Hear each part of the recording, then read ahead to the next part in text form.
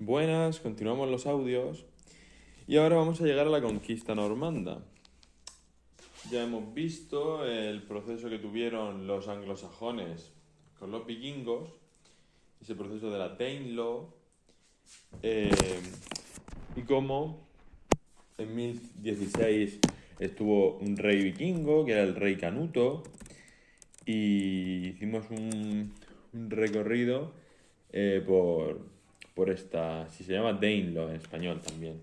Hicimos un recorrido por esta etapa histórica, hablamos del Saturn Hoo, como es el casco de Saturn Hoo Helmet, el casco de Saturn Hoo, que estuvo enterrado, que un rey lo enterraron en Saturn Hoo con todo el barco, ¿no? Todo un barco entero. Vimos a los romanos, que en el 55 a.C. intentan invadir, con Julio César no lo consiguen, y luego en el 43 lo vuelven a intentar, en 43 después de Cristo, lo vuelven a intentar eh, con Claudio, y esta vez sí que lo consiguen. 55 a.C., Julio César no lo consigue, 43 después de Cristo, Claudio sí lo consigue. Hablamos del Antonines Wall en el 142 a.C., o sea, después de Cristo, perdón. Y del muro de Adrian's Wall, en el 122 después de Cristo. Y ahora, una vez que hemos hablado de toda esta etapa hasta el 1066, tenemos la batalla de Hastings. Toda esta disputa que existe ahora mismo entre vikingos y anglosajones se ve terminada en el 1066 cuando llegan los normandos. Normandía es una región de Francia. Si miramos el mapa vamos a entender perfectamente por qué los normandos y no otra región francesa es la que llega a Reino Unido, porque es la que está más cerquita, ¿no? Es la que tiene el estrecho de Strait of Dover, no sé si sí, es la que está más cerquita de este territorio. Entonces, claro, bastante razonable que si lo miramos, Normandía mapa, está muy cerquita de donde está, de donde está, no es el estrecho de Dover, no tienen el estrecho de Dover, porque el estrecho de Dover está más arriba, pero es una región muy grande, porque la zona de Dover, la zona que conecta con el estrecho de Dover es pequeña, pero Normandía es un territorio muy grande que está muy cerca del Reino Unido. Entonces tiene sentido que sean esos los franceses que llegan al Reino Unido. Pero los franceses del estrecho de Dover lo tienen más cerca. Sí, pero es una región más pequeña, ¿no? Entonces, todo esto son cosas que se deducen o se plantean para acercarse, ¿no? Normandía no tiene el estrecho de Dover, pero es una región muy grande y está cerquita de Reino Unido. Veamos, cuando Edward the Confessor, muere en 1066, se disputa una sucesión. El trono va a Harold Winson.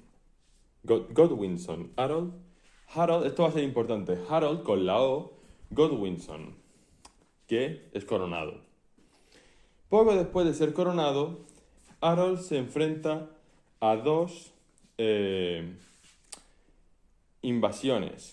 Una que viene del norte, Harald Hardrada, que es noruego, y una que viene del sur, que es William, el duque de Normandía, William the Conqueror. Harold, con la O, vence a Harald, con la A, en la batalla de Stamford Bridge, en septiembre de 1066. Pues no sé, la batalla de Stamford, acuérdate de que la batalla de Stamford se gana, porque Stanford, pues como la universidad casi, ¿no? Entonces ahí te acuerdas que se gana. Para acordarse de que la O le gana a la A, acuérdate de la expresión hola la, y que la O va antes que la A. Mi madre me planteó esa idea, escuchando de lo que estaba hablando, ¿no? Entonces,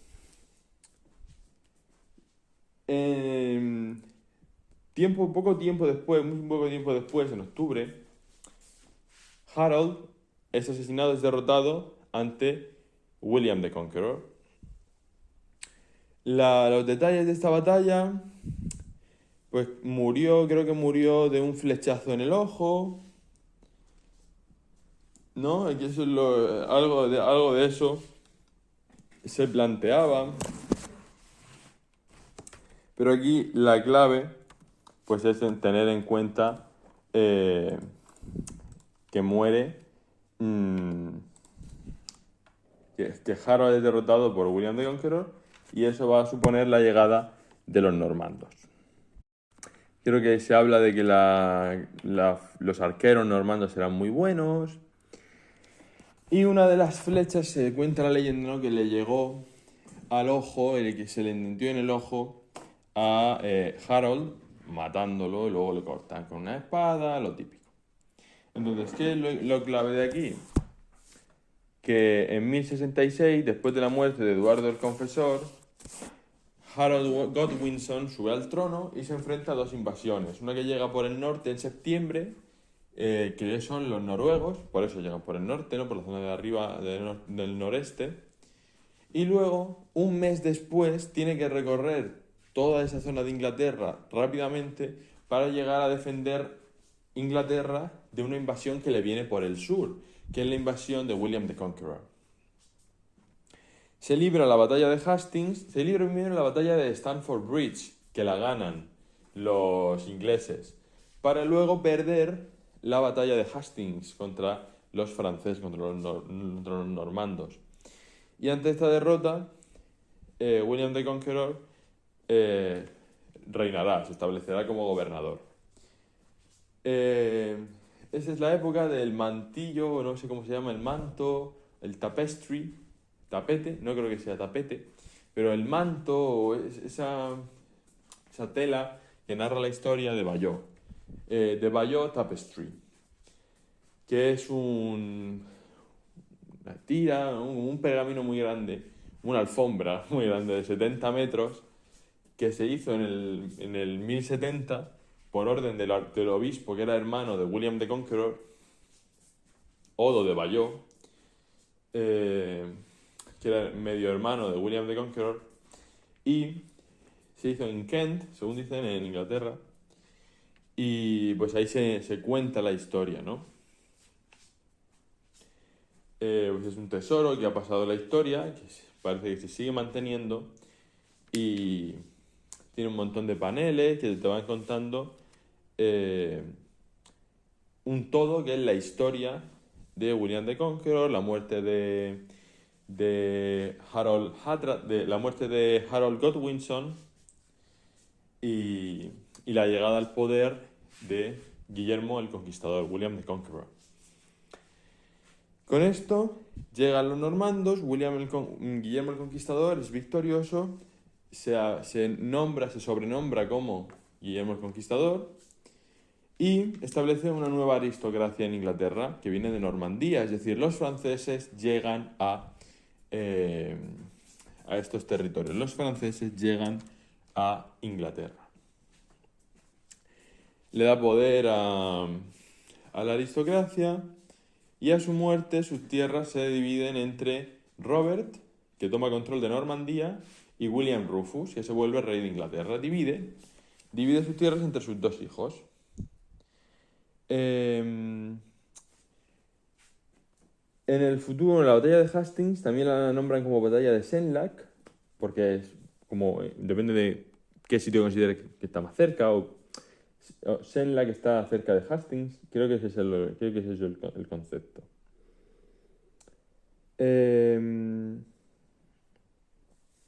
Aquí, fecha importante. Posible pregunta del tipo test. Ya hemos hablado de que William the Conqueror invade por el sur, después de Harold Godwinson, que lo hace por Harald Hardrada, perdón, que lo hace desde el norte y tiene éxito. Guillermo el Conquistador es coronado. ¿Qué día? En Navidad. Eligió un día muy, muy divertido, porque esto es lo que hay que hacer en la historia. Hacer las cosas en fechas importantes para que sea fácil recordarlo. Entonces, Guillermo el Conquistador, pues un tío muy simpático que decidió coronarse, se coronó en Navidad y así nos acordamos todos. Y lo hizo en la abadía de Westminster Abbey. Le llevó 6 años consolidar su conquista. Establece el feudalismo. Los normandos establecen el feudalismo como ese sistema del antiguo régimen que se estudia en cuarto de la ESO. Y, importante, segunda pregunta. La primera pregunta del tipo test es: ¿después de qué batalla Guillermo el Conquistador se hace rey? La batalla de Hastings, Battle of Hastings, en el 1066. Luego es qué día se corona, que es el día de Navidad del 1066, en la abadía de Westminster. El lugar también puede estar en el examen.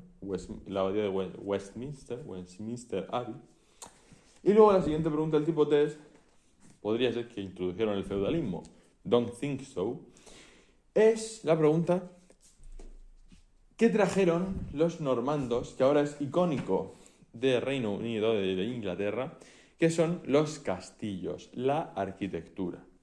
Fueron los normandos y no otros quienes construyeron la mayor cantidad, o quienes construyeron los castillos.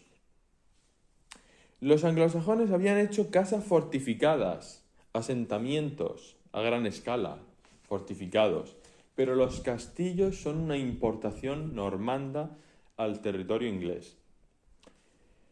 Se plantea como posible o creíble que se construyesen alrededor de 1000 castillos durante el reinado de Henry I. Y 4 décadas después de la conquista normanda, que van a estar aquí un tiempo, ¿no? Entonces, importante, los normandos construyen en 40 años 1000 castillos. Está bastante bien, la verdad. Entonces, pues tenían sus métodos de construcción para construir estos castillos rápidamente, y pues algunos eran inmensos, ¿no? Y pues los hemos conocido históricamente. Hablando de arquitectura, tenemos que acordarnos también de este castillo que lo mencioné antes, lo mencioné en otro audio, que era el castillo de Dover, ¿vale? El castillo de Dover, la llave de Inglaterra, de Key to England, lo nombramos después de su victoria en Hastings. Guillermo el Conquistador fortalece la defensa de este castillo con trabajo de tierra, con un foso y todo eso, y es Henry II en el 1180 quien construye, quien manda a construir el castillo que actualmente existe, ¿no? O sea que ahora mismo se vienen en Inglaterra unos 200 años de full castillos.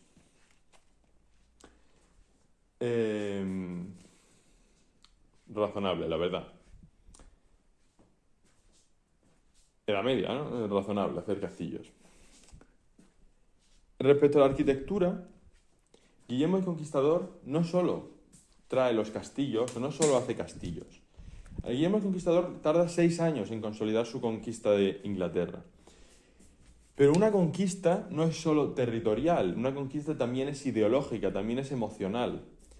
Cuando un ejército conquista un lugar, no solo tiene que conquistar sus tierras, sus cosechas, sus gobiernos, sino que también tiene que conquistar las emociones del pueblo, su lenguaje, pero especialmente su espíritu, ¿no? Para ello, construye la Torre de Londres, una edificación que se construye en el 1070, en los años 1070, lleva 20 años construirla y es algo que no se había visto nunca antes en Inglaterra, una torre con una altura, con unas dimensiones, con una capacidad para imponer que no se había visto antes, ¿no? Entonces, él no solo quería dominar, esto es una frase que pone aquí: William intended his mighty castle keep not only to dominate the skyline, but also the hearts and minds of the defeated Londoners. O sea que conquista el territorio y luego pone una torre que simboliza su victoria. Es como si le quitas a tu hermano el mando de la tele y se lo enseñas. Ahí, en grande, en alto. Y le salió bien. Esa torre es histórica, se ha adaptado, se ha desarrollado, ha controlado la nación y ha sido importante. Tiene unos protectores que se llaman Geoman Warders y, y algunos están siempre allí, desde Enrique VIII, que decretó que se quedasen allí para proteger la torre. Y luego Enrique VII, eh, bueno, eso es un detalle que pone aquí, que bueno, pues siempre está bien tener en cuenta. Bueno, la Torre de Londres aún es el hogar de los Geoman Warders, de estos soldados que la protegen.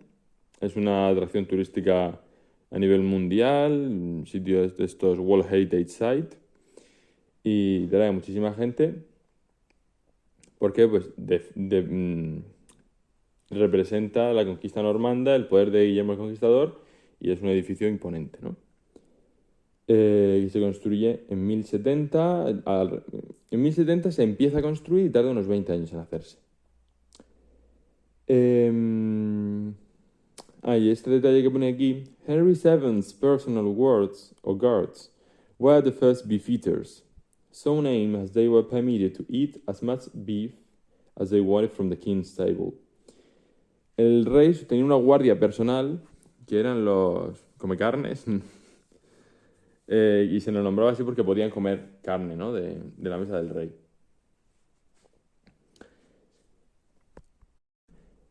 Además, claro, cuando tú controlas un lugar, los normandos hacen dos tipos de edificaciones principales. Por un lado tienen castillos y por otro tienen iglesias, que es como uno muestra que tiene poderío. Ahora te haces unas destacadas de qué países has visitado, haciendo show off. Antes te construías un castillo y una iglesia. Los castillos son el triunfo de Guillermo el Conquistador, una muestra de que tiene que asentar su conquista, pero las iglesias también fueron un símbolo, se construyeron muchas, de una gran variedad, normalmente en estilo romanesco. Carezco de conocimientos suficientes por ahora en historia del arte, pero bueno. Con sus arcos, round top arcs. Y luego las catedrales enormes, vast cathedrals del siglo XI tardío, del siglo XII temprano, muy grandes respecto a los estándares europeos, que muestran de nuevo el poder que tienen los normandos y su reforma de la iglesia tras conquistar Inglaterra. Entonces, los normandos llegan, Guillermo el Conquistador llega, conquista, se establece, hace la Torre de Londres, trae el feudalismo, crea 1000 castillos. En 40 años después de él se hacen 1000 castillos.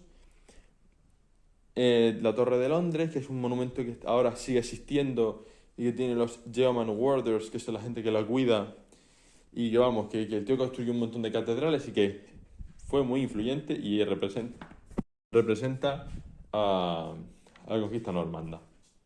Respecto a la dinastía, hemos visto antes que cuando William the Conqueror muere, dice que mi hijo mayor Robert se quede en Normandía y que mi hijo pequeño William Rufus se quede en Inglaterra. William Rufus se muere en un accidente de caza. No sé si accidente o accidente, no lo sé. En 1100. Y su hermano pequeño, Henry,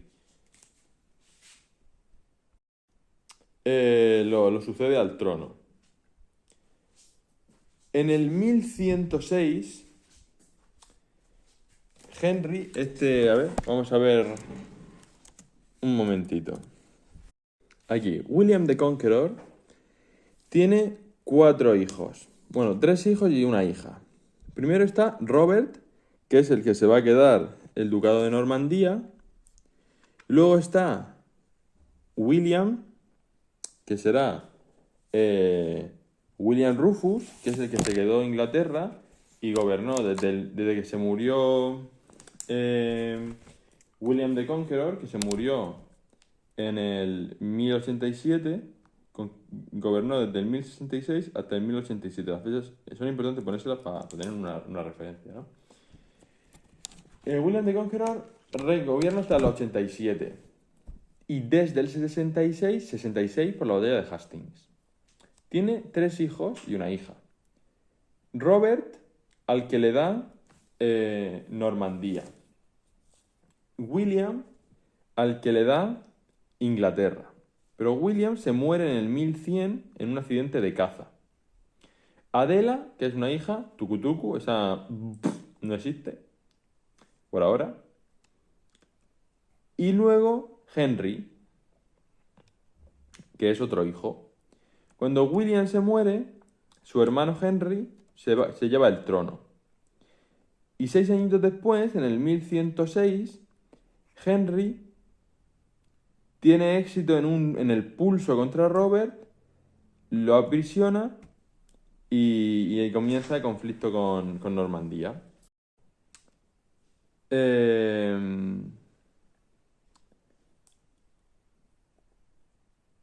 O sea, ahora mismo Henry se está peleando con Robert y mientras hay conflicto en Normandía, en Inglaterra, hay un periodo de paz durante el reinado de Henry I.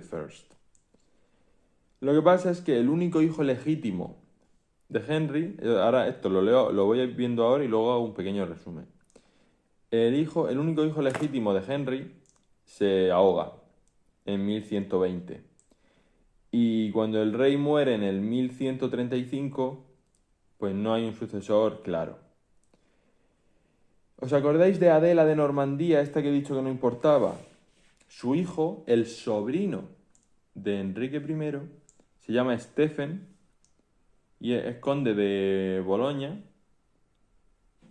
Podemos evitar nombrar el título si eso hace más complejo la comprensión del texto.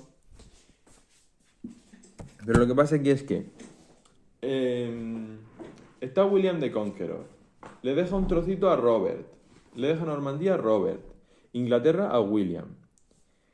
William se muere y su hermano Henry se queda en Inglaterra. Su hermano Henry dice, yo quiero Normandía también. Y se pone a intentar quitársela a su hermano. El hijo de Henry se muere ahogado. Y cuando muere Henry, es una incógnita quién va a ser el que herede el trono de Inglaterra. Se queda uncertain, ¿no? Y lo que ocurre aquí es que el sobrino de Enrique, Stephen, dice, me toca a mí, soy yo el que reina ahora. Y pasa que Enrique tuvo también una hija, que se casó con un emperador y la llaman la emperatriz Matilda, Empress Matilda. Esta señora dice, no, oye, me toca a mí, ¿sabes? Le toca a mi descendencia, nos toca a nosotros. Entonces, ella y su marido, que es Geoffrey, el conde de Anjou, tuvieron éxito en Normandía, pero en Inglaterra hubo una guerra civil. Una guerra civil se desató entre quién reinaba. Si Stephen o ellos, si Stephen o Matilda y el conde de Anjou, y el conflicto en 1153 se ponen de acuerdo, they agree, hay un acuerdo en que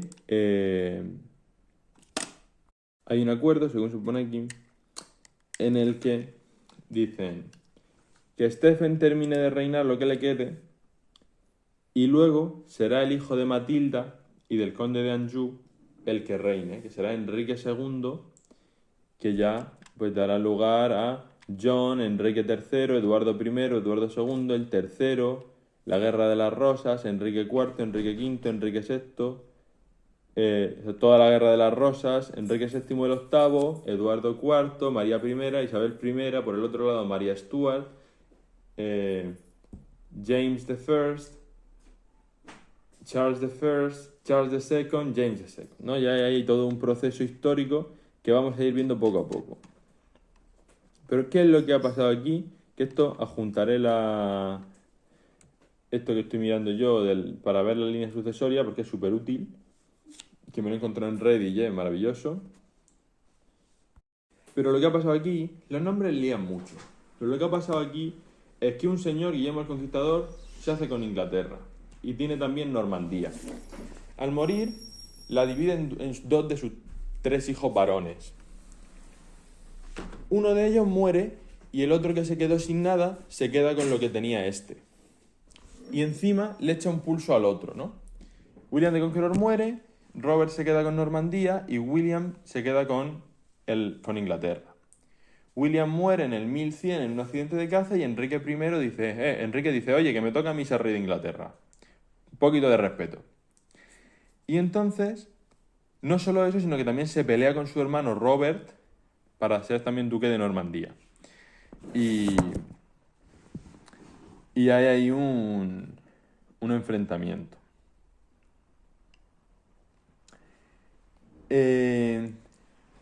Cuando muere Enrique I,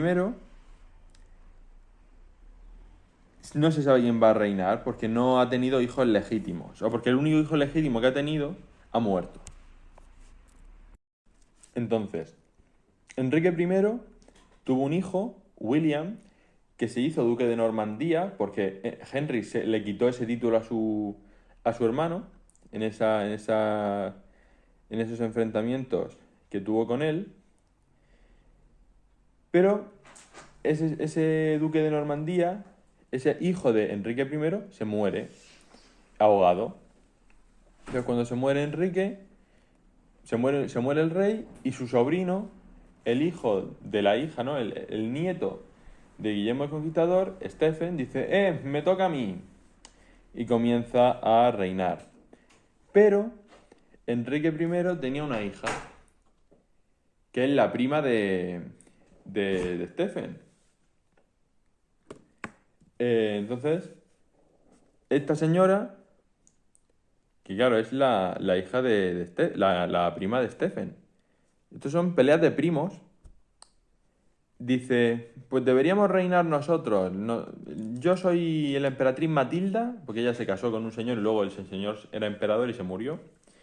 Y mi marido y yo deberíamos reinar. Y entonces comienza una guerra civil hasta que en 1153 se decide, vale, sí, Stephen, como primo, venga, sí, tú termina de reinar y luego ya le toca a mi hijo. Y así es como se hizo. Luego Stephen se muere en 1154 y Henry II, que es el hijo de Matilda, el nieto de Henry I, ese es el que es coronado rey. Y claro, ese tiene Normandía, tiene Anjou, y se tiene Normandía porque Henry I se lo quitó a Robert y ¿os acordáis que se lo quitó a Robert y ya pues, se ha quedado en ese lado? Y ahí empieza la casa de Plantagenet, que es la que llegará luego a la Guerra de las Rosas, que es un conflicto bélico que vamos a ver tranquilamente en el futuro. Pero ese es el punto que estamos tratando ahora. Es la primera parte un poco liosa, es un párrafo un poco lioso sobre la conquista normanda, pero voy a no mencionarlo otra vez porque no, o sea, vale la pena. Sí, vale la pena, ¿no? William the Conqueror. Brevemente. Eduardo el Confesor muere en 1066. Harold Godwinson se hace rey. Y en ese mismo año enfrenta en septiembre por el norte, en la batalla de Stamford Bridge, la invasión de los noruegos, de Harald Hardrada, y los vence. la O le gana a la A, o la. Y en el sur viene William the Conqueror, duque de Normandía, a invadir también, porque les pillaba cerquita geográficamente. Entonces Harold Godwinson tiene que bajar y se enfrenta, arriba fue la batalla de Stamford Bridge, que esa se ganó, la batalla de Stanford, una buena universidad, gana. Luego, en el sur fue la batalla de Hastings, que esa es la que se pierde en el 14 de octubre, un mes después bajaron corriendo. Y Guillermo el Conquistador gana a Harold Godwinson en la batalla de Hastings. Harold muere de una flecha en el ojo, se hace el tapestry de Bayeux Tapestry, recordando este momento que lo mandó hacer el hermano del medio hermano de Guillermo el Conquistador. Y Guillermo el Conquistador triunfa, se corona en Navidad en la abadía de Westminster, establecen el feudalismo en los normandos, construyen 1000 castillos, construyen vastas catedrales enormes durante el siglo XI y el siglo XII. Guillermo el Conquistador manda construir la Torre de Londres y luego, pues Guillermo el Conquistador muere en 1087, o sea, gobernó 20 años, reinó 20 años. Y al morir Guillermo el Conquistador, después de haber establecido eh, todo esto, ¿no? Después de haber mandado construir todo, eh, muere Guillermo el Conquistador y tiene 3 hijos y una hija. A Robert le da el ducado de Normandía y a Guillermo, a William, que será William II, claro, porque él era William I, y a su hijo Guillermo le da Inglaterra. Guillermo está 13 años y en el 1100 se muere en un accidente de caza y su hermano pequeño, Henry, dice, me toca a mí. Se queda el reino de Inglaterra, se pelea con su hermano Robert para quedarse el ducado de Normandía, se lo queda y aquí es donde ya en esta época, que estamos hablando del 1100 al 1135, que es cuando reina Enrique I. Aquí ya había 1000 castillos construidos, que es el dato que hemos mencionado antes, ¿no? Entonces, es una pelea de hermanos. El hermano mayor se queda el ducado de Normandía, el mediano el reino de Inglaterra y el pequeño no se queda nada. Muere el mediano y el pequeño se queda eso. Lo va heredando. No lo heredas, o sea, sí, se lo va quedando. Muere el mediano y Enrique I se queda el reino de Inglaterra. Se pelea con el mayor y se queda el ducado de Normandía. Y claro, tiene un hijo, que es William, que también lo llamó William. Tiene otro hijo, tiene un hijo que hereda el ducado de Normandía.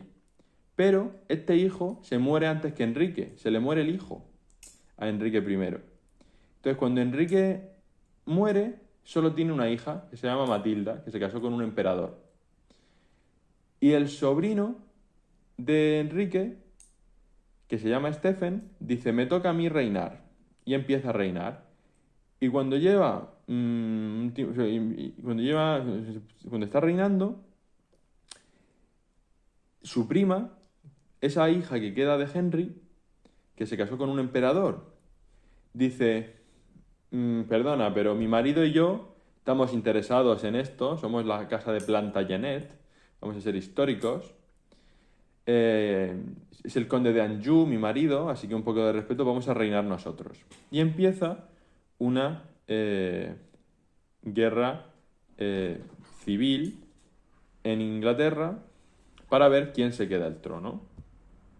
Ellos tenían el ducado de Normandía, porque ahí la sucesión fue muy rápida, la tenía, porque ese control lo tenía Henry, ¿no? Pero cuando está Stephen reinando, hay una guerra civil contra su prima, que es la emperatriz Matilda, la hija de su tío, básicamente, la hija de Enrique. Y entonces hay guerra civil hasta que en el 1153 Stephen empezó a reinar en el 1135. Casi 20 añitos después, en el 1153, se toma un acuerdo y dicen, Stephen, reina lo que te quede y cuando te mueras va a reinar mi hijo. Claro, pensad también eh, que no quedaban muchos años. O sea, que aquí la gente tampoco vivía mucho tiempo, ¿no? Cuando el conde de Anjou muere en el 1151, pues 2 años después ya dicen, mira, ya la emperatriz Matilda, dice, mira, se ha muerto mi marido, venga ya, reina tú lo que te quede, Stephen, que ya a mí se me ha muerto mi marido, ya estoy cansada, por eso es lo que se paró la guerra, o sea, por eso es que tuvieron este acuerdo, ¿no? Muere el conde de Anjou en el 1151 y Stephen y Matilda llegan a un acuerdo. Eh, yo reino, Stephen reina hasta que se muera y luego será mi hijo, Henry II, el que reinará después. Y así se hizo. Stephen muere y es Enrique II, el hijo de Matilda, o sea, el hijo de su prima, el hijo de la prima de Stephen, Henry II, el que es coronado rey. Y este hombre tiene el condado de Anjou, que le viene de su padre, Inglaterra, que le viene de su primo segundo, de Stephen, y el ducado de Normandía, que le viene o le venía de su abuelo o de su tío, ¿no? Que su abuelo Enrique I se peleó con Robert para quitarle el ducado de Normandía. Y aquí estamos entonces con Henry II, que es el que se queda estos territorios y, y acumula todo este poder. Estamos hablando del año que Henry II va a reinar desde 1154 hasta 1189. Los apuntes no nos cuentan mucho de John, ¿no? Si vamos a los apuntes, Early Settlements, esto termina ahí con la conquista normanda. Luego nos hablan de Thomas Becket, pero ya aquí estamos con Henry II. O sea que a John no se le nombra mucho más allá de hablar de la Magna Carta. Así que sí, yo lo voy a nombrar, confío en que lo voy a nombrar para eso.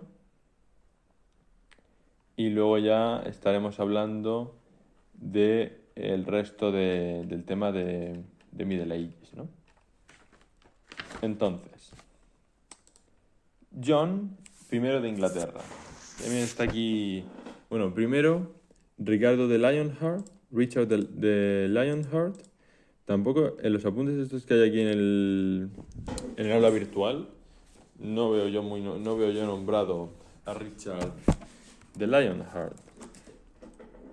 No lo veo yo nombrado por aquí.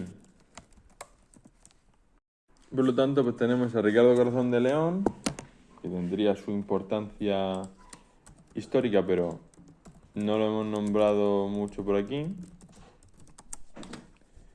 Ricardo Corazón de León, que reinó 15 años, estuvo envuelto en las cruzadas y este tipo de conflictos, aunque, pues, como digo, los apuntes parece que no está muy presente. Como digo, esto ya es la casa de Plantagenet. Henry II, de 1154 hasta 1189, fallece, viene Richard de Lionheart, que entiendo que también muere, seguramente a lo mejor en alguna cruzada, y les llega John, que pone que reina desde el mismo momento, vamos a ver, parece que sí. Aquí hay un pequeño error en la imagen que estoy mirando yo de la línea sucesoria. Enrique II, que es este nieto de Enrique I, el primo segundo de Stephen, que acabo de explicar de dónde viene. Enrique II reina desde el 1154 al 1189. Entonces, pues se muere. Y su hijo, uno de sus hijos, Ricardo Corazón de León, es el que hereda el reino de Inglaterra y luchará en las cruzadas, en estas guerras religiosas. Reinará desde el 1189 hasta el 1199, que es cuando se muere. Seguramente pues, en alguna cruzada, me imagino, o de alguna enfermedad. Lo puedo buscar. Efectivamente, murió de una flecha en el cuello durante una campaña bélica. Pero lo importante, después de Enrique II, que muere en el 1189, después de haber reinado desde el 1154, o sea, él estuvo reinando pues unos 35 años, viene Ricardo Corazón de León, que reina unos 10 añitos, 9 añitos, desde el 1189 hasta el 1199, y entonces se muere en esta campaña bélica, y es en 1199 cuando llega King John, ¿no? Juan I de Inglaterra. Juan I de Inglaterra va a ser un rey con el que vamos a tener dos preguntas tipo test. Posibles, ¿no? Imaginadas por mí. Antes de nada, si se me ha olvidado mencionarlo, antes de irme más lejos, de Henry II,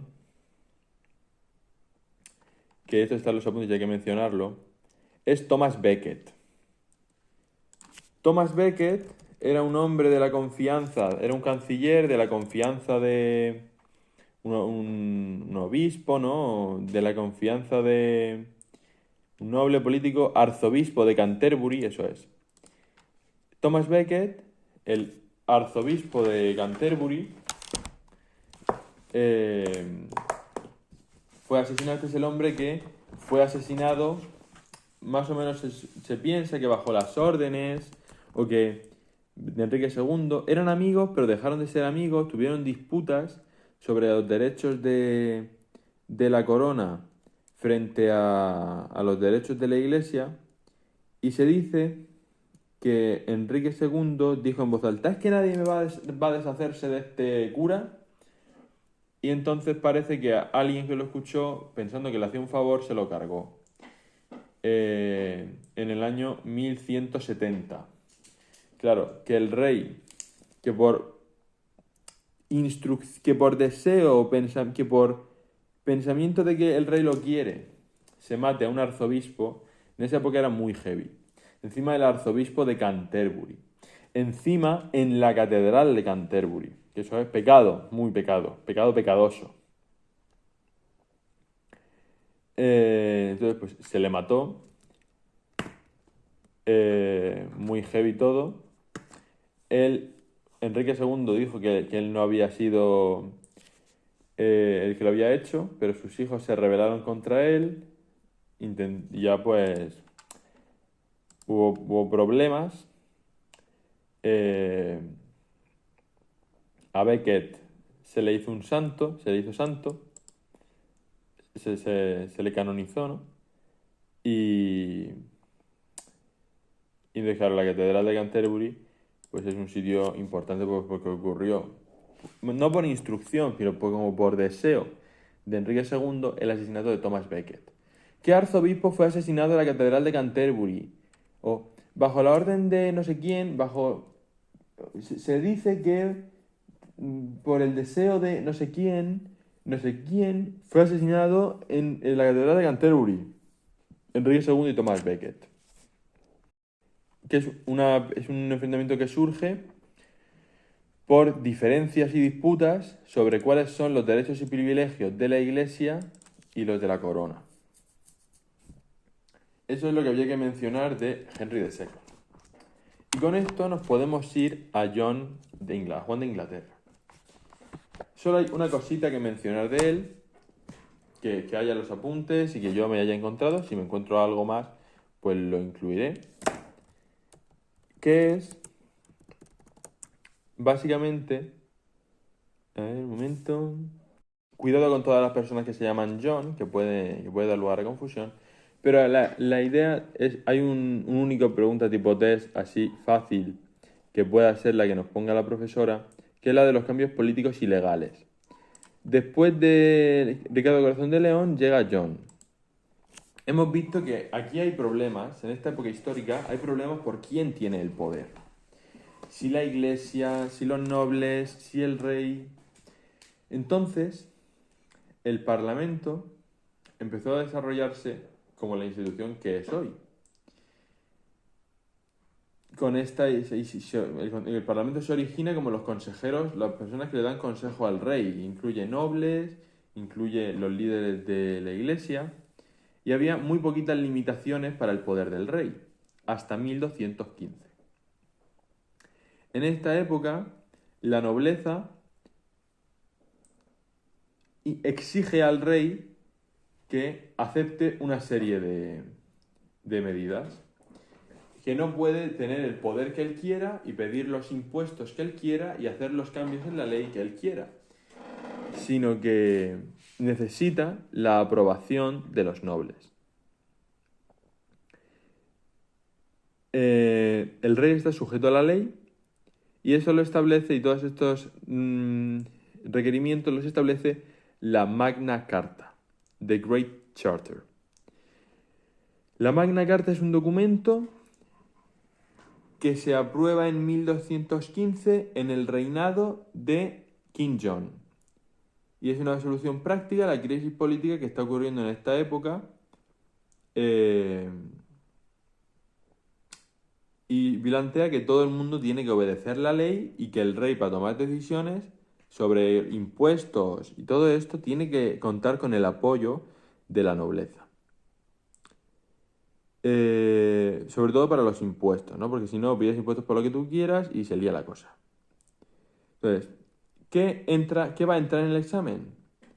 The nobility forced to sign and accept that established that the king was subjected to the law.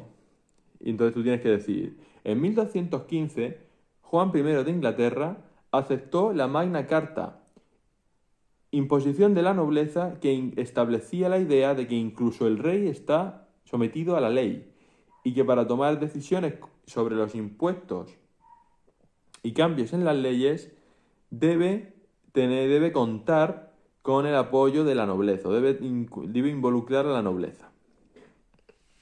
El Parlamento estaba compuesto por nobles, sobre todo cuando... el Parlamento está formado por nobles y el rey lo llamaba para recaudar impuestos. Pero cada vez había más gente y lo separaron en dos casas.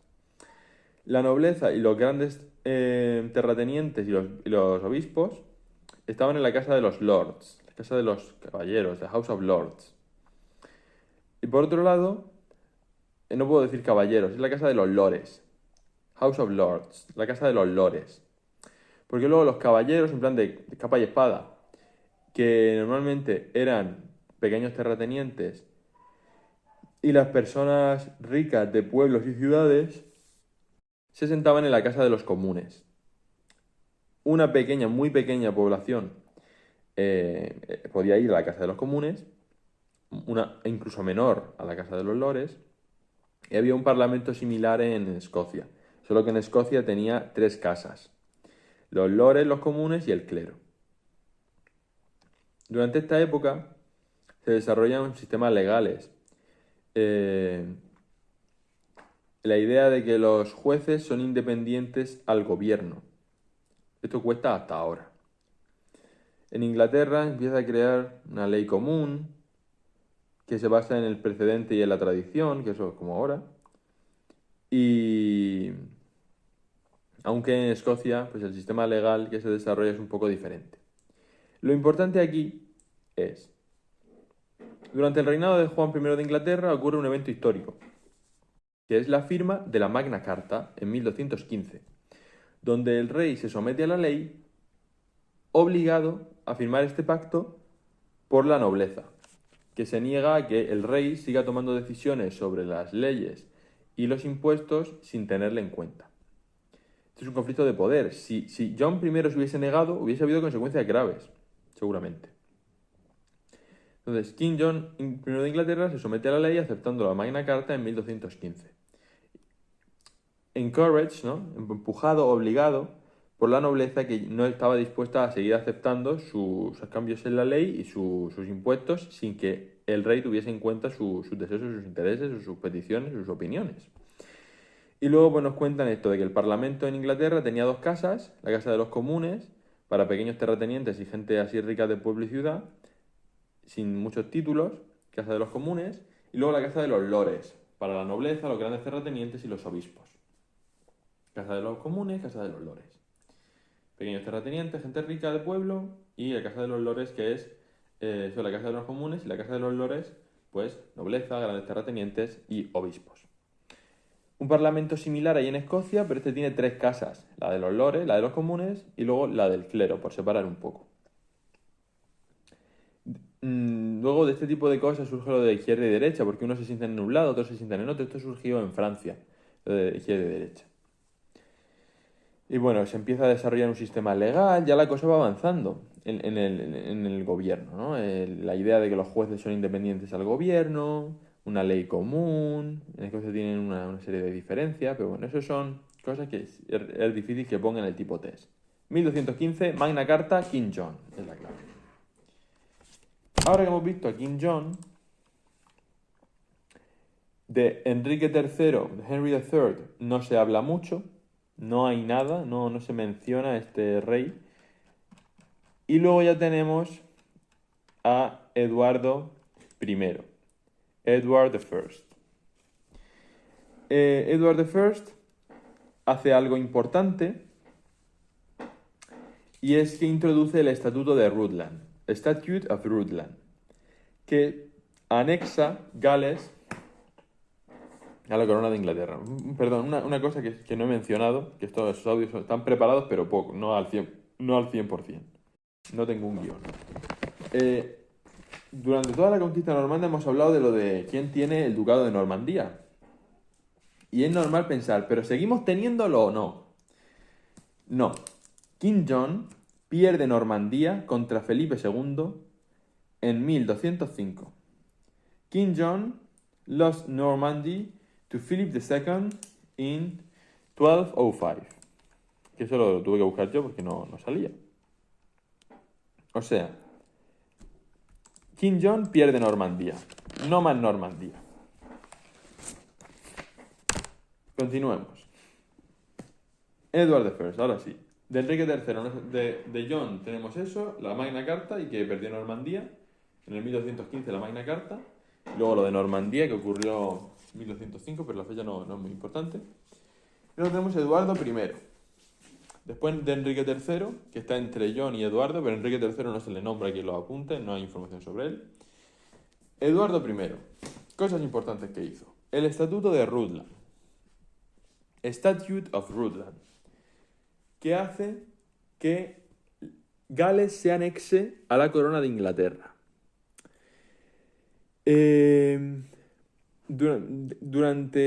Desde 1282 hasta 1285, durante 3 añitos, va a haber campaña bélica en Gales. Y al final va a quedar bajo el control de Inglaterra. Eduardo I llega al trono en el 1272. Y pues hace esta campaña militar. Él dejará de reinar en el 1307, pero él tiene 35 añitos para hacer su trabajo. Y en el 1200 es importante, esta fecha sí que es importante. En el 1284, el rey Eduardo I, que esto es de la casa de los Plantagenet, de los que vienen de ese lado de la familia que expliqué, en el 1284, Eduardo I de Inglaterra establece el Estatuto de Rutland, o también llamado Estatuto de Gales, que une, después de matar al último rey galés, David ap Gruffudd, en 1283, en estas campañas militares, une la corona de Gales a la de Inglaterra. Entre el año 1282 y entre el año 1285, Eduardo I lleva una serie de campañas militares que llevan a Gales bajo el control de Inglaterra. Y ya, pues cuando tú tienes el control, en el 1284, un poquito antes de terminar, dices, un poquito antes de terminar tu campaña bélica, haces el estatuto legal que dice que la corona de Gales se une a la de Inglaterra. Básicamente ya te has cargado al rey, pues ya te lo quedas, coño. Se establecen una serie de territorios. El importante es Anglesey, que es esta isla que está unida por ahí con un puente. Edward I tuvo una administración eficiente y desarrolló una reforma legal y hizo una reforma legal sobre y una definición y enmienda de la ley, de la common law, de la ley común, que le hizo merecer el nombre de English Justinian. Justiniano, el código de Justiniano, esto los que estudian derecho lo saben, el código de Justiniano es una recopilación de constituciones imperiales promulgada por el emperador Justiniano, porque Justiniano es un emperador que llevó a cabo la máxima recopilación del derecho romano de la época. Es decir, Eduardo I, grandes hitos de su vida.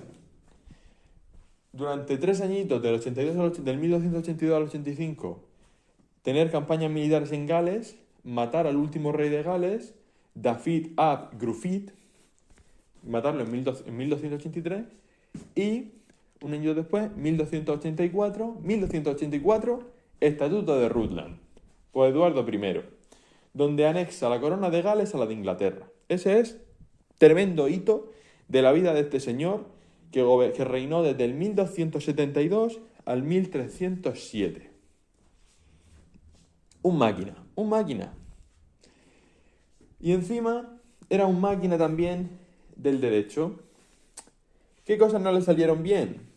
Conquistar Escocia. Escocia no la conquistó, no le salió, no pudo. Nuestro rey, nuestro amigo Eduardo I no pudo conquistar Escocia. Pero bueno, se anexó la corona de Gales, deja algo para los demás, cariño, que no puedes hacerlo todo tú. Y entonces, así es como pasó. Y cabe destacar que su reino, que esto no es complicado que sea una pregunta tipo test, pero su reinado destacó por su eficiencia administrativa y la reforma legal que llevó a cabo. Y su definición recogida enmienda de la ley inglesa le valió el nombre de English Justinian. ¿Podría haber una pregunta tipo test sobre él? Por poder podría, pero es que la pregunta tipo test sobre él tiene que ser sobre el Estatuto de Rutland de 1284. ¿Podría preguntar la profesora qué rey, por su definición y enmienda de la Common Law, se ganó el nombre de English Justinian? Pues por poder podría, pero yo qué sé. Uno se acuerda porque es que gracioso, ¿no? Luego, aquí te hablan de Eleanor, Elena de Castilla, que fue la primera mujer de Eduardo. Casarse con una española, eso fue el mayor hito de su vida, o el tercero mayor. Y esto fue que esta, Elena de Castilla, era española, entonces era la puta ama. Era una mujer bandera, una mujer de bandera, de armas tomar. Le acompañó a las cruzadas, que seguía habiendo alguna, y hizo cosas épicas, salvarlo del veneno y leyendas. Y cuando murió, cerca de una ciudad que se llama Lincoln, su marido, que la amaba, hizo un recorrido para llevar el cadáver y ordenó que se pusiese en cada parada que hacían un monumento, una roca monumento, en un viaje desde Londres hasta Charing Cross, otro lugar. Entonces, se habla de que Elena de Castilla era una mujer increíble, que leía, que tenía empresas, que tenía una fortuna, o sea, que tenía una una fortuna, que era una mujer leída, que era poderosa, que era inteligente. Se casó con Eduardo I y cuando ella murió, él, en un homenaje, hizo un recorrido en el que puso en cada parte donde descansaban, como si hubiera una procesión con ella. Y en cada parte donde descansaban colocaba un monumento, una roca monumento. Un señor enamorado. Un señor enamorado que hizo las cosas pues, muy graciosas. Al Dafydd ap Gruffudd, a ese señor, al último rey de Gales, ese no le hizo ni puta gracia. El último rey nativo de Gales, a ese no le hizo ninguna gracia que Eduardo I reinase. Que cuando hizo el estatuto de Rutland lo mató y luego hizo el estatuto de Rutland en 1284. Pero bueno, no se puede reinar al gusto de todos. Yo voy a parar ya y luego continuaré. Nos hemos quedado en Eduardo I. El siguiente que vamos a ver va a ser Eduardo II y su presencia en Escocia con la batalla de Bannockburn.